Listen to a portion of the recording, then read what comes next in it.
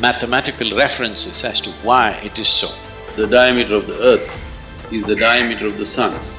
Diameter of the moon into 108 times is divided.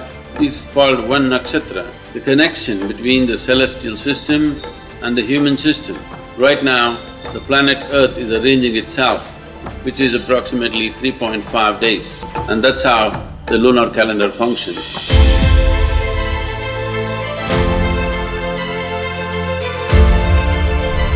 So a journalist was interviewing me and he asked me, Sadhguru, in India, so many people in the ancient past have worked for human consciousness. Who do you think has contributed significantly in the Western Hemisphere? Without hesitation, I said Charles Darwin. So he said, how is Charles Darwin? He's a biologist. No, in the Western Hemisphere, he is the one who put this idea, if a life strives, it can go beyond its limitations. These limitations are not God-given. These limitations are not absolute. If one is willing to strive, he can go beyond these limitations. Even, a pig can become an elephant, a goat can become a giraffe. Not a small change, isn't it? I will not talk about the monkeys, okay? So this possibility that if a human being strives, he can go beyond his limitations. Then, this is close to 15,000 years ago, they asked this question, does it mean to say we can change our physicality, that we can evolve? So Adi Yogi said, your physical evolution is complete, and he gave mathematical references as to why it is so. So when they asked, can our bodies evolve? He referred to their bodies and he said,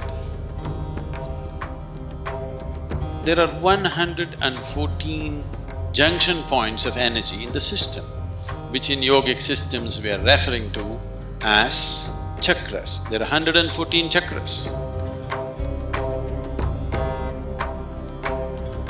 Out of this, 2 are outside the body, 112 in the body. Out of this 112, there are 4 about which you can do nothing. They will blossom if everything else is activated. There are 108 that you can work with. So because of this, you will see traditionally, if you wear beads, it's 108. If you chant a mantra, it's 108. If you go around an energy space, 108.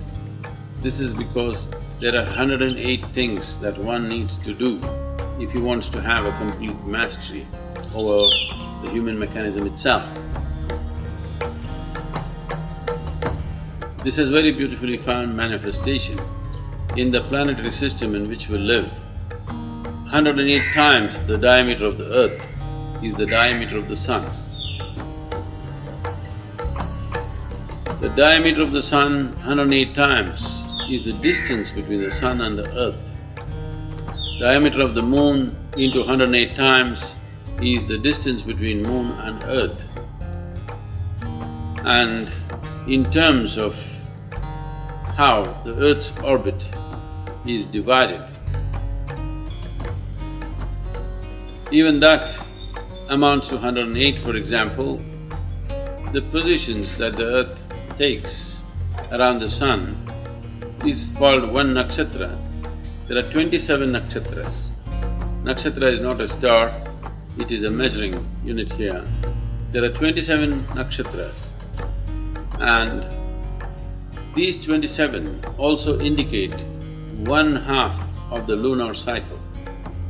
The 27 nakshatras means 13.5 lunar months, and that's how the lunar calendar functions. A nakshatra is divided into 4 padas, that means 1/8 of the moon's cycle, which is approximately 3.5 days. 27 nakshatras into 4 padas is 108 padas in 1 year. So with the completion of 1 year, there are 108 padas.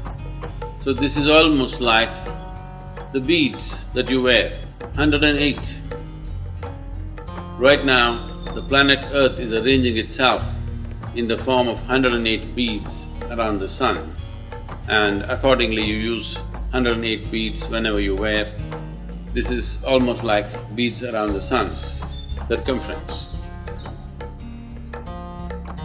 Based on this, knowing the connection between the celestial system and the human system, many things were evolved and developed.